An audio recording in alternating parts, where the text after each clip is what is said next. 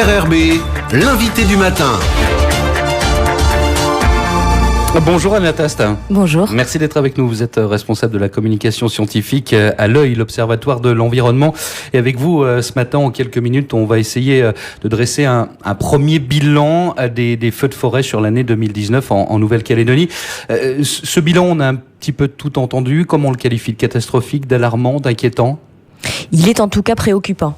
Ça, c'est une certitude, puisque c'est 2019, l'année où on a vu la plus grande surface cumulée brûlée à l'échelle du territoire depuis 2017, en fait, qui était le précédent record sur la période de ces 20 dernières années. C'est-à-dire que vous avez, vous, des données à l'œil depuis 2001. début 2001, c'est ça? Absolument.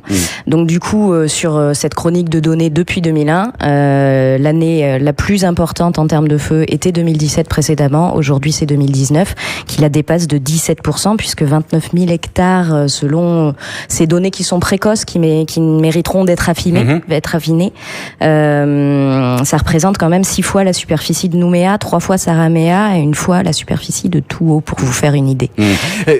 Comment est-ce que vous collectez ces données? Comment est-ce que vous arrivez à savoir qu'il y a tant de milliers d'hectares qui ont brûlé en Calédonie? Alors, il s'agit d'une acquisition de données satellitaires. Donc, on utilise les données qui sont mises en libre accès par des programmes de la NASA, de JAXA, qui est l'agence spatiale japonaise, et ainsi que du programme Copernicus, mais dans un second temps, avec les données du programme Sentinel-2. Et donc, en fait, les satellites, les capteurs, en fait, qui nous permettent d'établir un bilan aussi précoce et qui vient nourrir le système d'alerte incendie qu'on propose gratuitement à tout le monde pendant la saison, pendant toute l'année, à chaque instant. Ils détectent en fait des anomalies de température. Oui. Donc ils vont détecter des points chauds avec une précision qui est toute relative. C'est pour ça qu'on prend beaucoup de précautions quand on annonce les chiffres de façon aussi rapide qu'on le fait là. Mais ça a au moins le mérite d'exister, puisqu'on n'avait pas la possibilité de chiffrer précisément en tout cas l'ampleur du phénomène incendie à l'échelle du territoire en termes de surface, de nombre et d'impact environnemental, puisque c'est là qu'on rentre dans les missions véritablement de l'Observatoire de l'environnement, de l'œil. Et donc en fait, la valeur ajoutée du travail qui a été fait a été de récupérer ces données satellitaires et de les croiser avec tout ce qu'on avait en cartographie de données sur l'implantation des zones d'enjeu environnemental en Calédonie. Vous parliez du nombre d'incendies. Il y a une chose qu'il faut noter pour l'année 2019, c'est qu'il y a moins d'incendies, mais qu'il y a des plus grandes surfaces brûlées, c'est ça? Oui, effectivement, par rapport à 2017, mais là encore, beaucoup de précautions, puisque on affinera avec des capteurs optiques, sans vouloir rentrer dans une trop grande technique. Mais effectivement, les capteurs satellitaires de la NASA nous ont donné 676 incendies détectés pour l'année 2019, alors qu'ils en avaient vu 730 en 2017. En revanche, en termes de surface, là, on est à presque 30 000 hectares, 29 000 hectares, je le disais, contre 24 000 hectares en 2017. Donc ça veut dire que finalement, il y a eu moins d'occurrences, moins de détections, mais une plus grande surface cumulée brûlée. Donc ça veut dire qu'il y a eu moins de feux, mais des plus gros, des plus importants. Ils sont plus partis hors de contrôle des forces de lutte cette année. Anna Tast, on va parler de zonage, si vous le voulez bien. Il y a des endroits de la Calédonie plus touchés que d'autres par les incendies, et les relevés que vous faites vous permettent d'établir, j'allais dire, une carte type des incendies pour l'année 2019. Oui, effectivement, c'est une carte qui va être publiée d'ailleurs dans les prochains jours sur le site internet de l'œil et sa page Facebook. On voit très nettement une plus grande densité des départs de feu en province nord, puisque 77% des incendies se sont déclarés en 2019, je vais y arriver. En province nord, 22% ensuite en province sud et puis moins de 1% en province des îles qui semble être épargnée par le phénomène. Donc effectivement, on voit très clairement que c'est le nord, la côte est, le long des axes routiers, en particulier les transversales. On le voit très bien, en particulier aussi la transversale qui mène à Thio, en 2019 a été particulièrement impactée. Vous parliez de la côte est. On sait que la côte est est une zone plus humide que la côte ouest, et pourtant c'est là où il y a le plus d'incendies. Est-ce qu'on a un début d'explication à cela? Est-ce que ça veut dire que c'est plus sec et donc ça brûle plus? Alors instinctivement, la côte est est plutôt plus humide que la côte ouest. Ouais. En revanche, non, c'est quelque chose. Il faudrait qu'on mène cette étude de corrélation entre le degré d'hygrométrie, d'humidité et la probabilité de départ de feu. C'est véritablement une des pistes d'amélioration, puisqu'on est vraiment dans un processus d'amélioration continue sur la caractérisation des incendies dans les semaines, les années à venir. On compte travailler aussi également sur la contribution de ce phénomène au changement climatique par le biais du dégagement de gaz à effet de serre. On sait que ça en dégage, on ne sait pas encore très bien le chiffrer aujourd'hui. Voilà, donc il y a encore des perspectives d'évolution et d'amélioration. J'aimerais, Anatas, qu'on parle des conséquences de ces incendies. Je voudrais qu'on s'arrête sur une première problématique, c'est l'eau.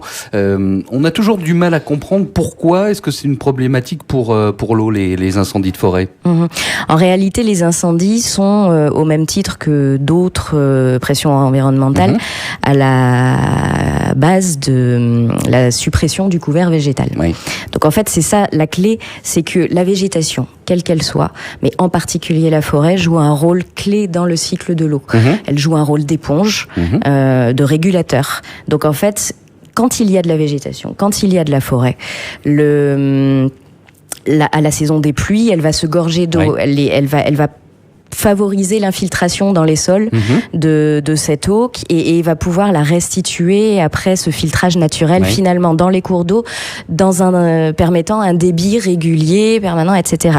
Quand il y a plus ça, on fait face du coup à une variation des débits des cours d'eau qui du coup vont passer par des périodes d'assèchement finalement, d'assec en période sèche et des périodes de crue en saison des pluies et même en amont de ça, le ruissellement de la pluie, le ruissellement des phénomènes météo qui sont de plus en plus intenses chaque année, encore une fois, dans un sens comme dans l'autre, que ce soit en saison humide ou en saison sèche, vont amener du coup à des glissements de terrain, à des phénomènes de ravinement qui vont apporter de la matière dans les cours d'eau, vont augmenter le risque d'assèchement à la saison sèche suivante, etc., etc. Donc c'est finalement un cycle qui ne s'arrête plus et contre lequel notre seule force, c'est de conserver ce qu'il nous reste de forêt. Conserver nos 30% de forêt humide qui restent sur le territoire. Autre conséquence des incendies, on en parle peut-être un petit peu moins, mais on va peut-être en parler un peu plus, j'allais dire, après ce qui s'est passé en Australie, sur la faune et la flore. En Australie, certes, ça brûle, mais on a entendu un chiffre qui a terrifié tout le monde. Plus d'un milliard. Plus d'un milliard d'espèces qui ont été touchées. Il y a des conséquences graves aussi en Calédonie ? Évidemment, les conséquences sont tout à fait similaires. En termes de végétation, là pour le coup, pour ce qui est de la flore, on a les données de l'association Endemia, qui est chargée par l'Union internationale de la conservation de la nature d'évaluer le risque d'extinction des espèces en Nouvelle-Calédonie. Donc, elle nous dit qu'en 2019, par exemple, on a presque une soixantaine d'espèces en risque d'extinction critique ou en risque d'extinction, qui ont été touchées, enfin dont l'aire de répartition connue a été touchée par des incendies. Voilà, donc on sait qu'il y en a une qui a probablement disparu dans l'incendie de la Coulée. C'est un arbuste micro-endémique de cet endroit-là.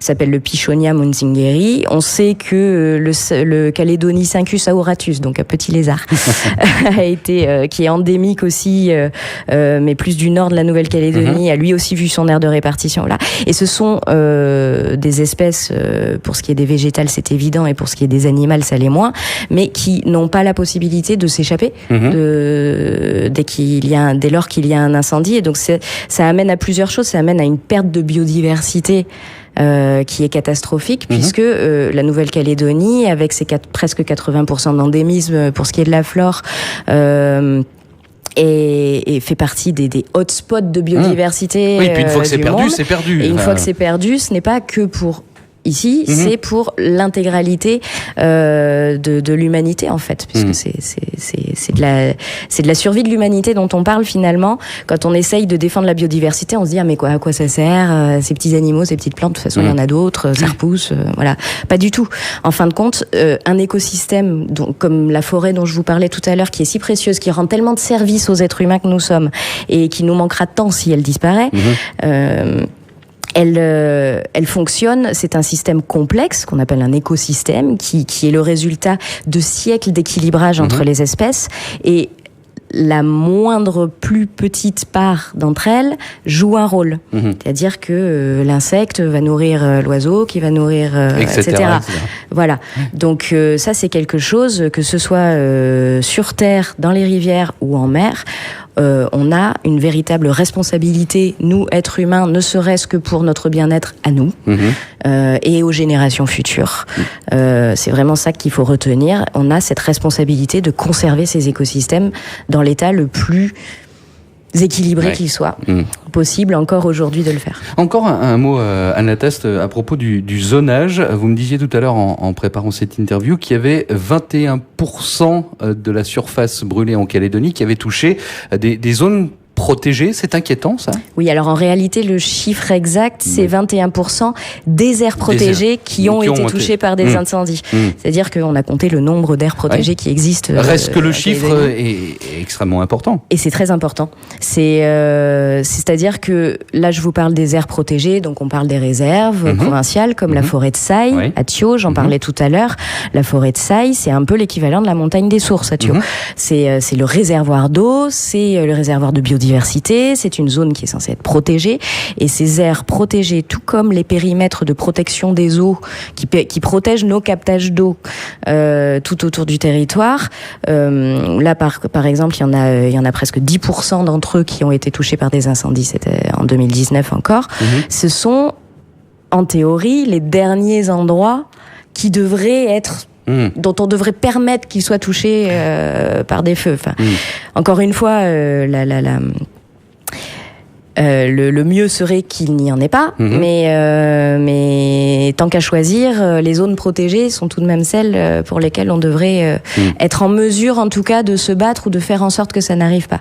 Ça n'a pas été le cas. Ça n'est pas le cas d'année en année, et ça, c'est véritablement préoccupant. Donc ça amène à une prise de conscience générale. Je pense qu'on a tous notre part de responsabilité dans ce phénomène. On sait que les incendies sont d'origine humaine à 99% d'entre eux. Donc du coup, c'est véritablement chacun d'entre nous en tant que citoyen. On a vu que le collectif MIA, par exemple, qui s'est constitué récemment, en a fait un sujet clé de son combat dans la reconnaissance de l'urgence climatique et écologique en Nouvelle-Calédonie. On a été invité au Congrès de la Nouvelle-Calédonie pour une séance spécifique sur la problématique des incendies. Les élus se mobilisent. Un courrier a été envoyé au gouvernement avec une liste des actions prioritaires, depuis la prévention en passant par les moyens de lutte jusqu'à les travaux de restauration nécessaires face à cette problématique.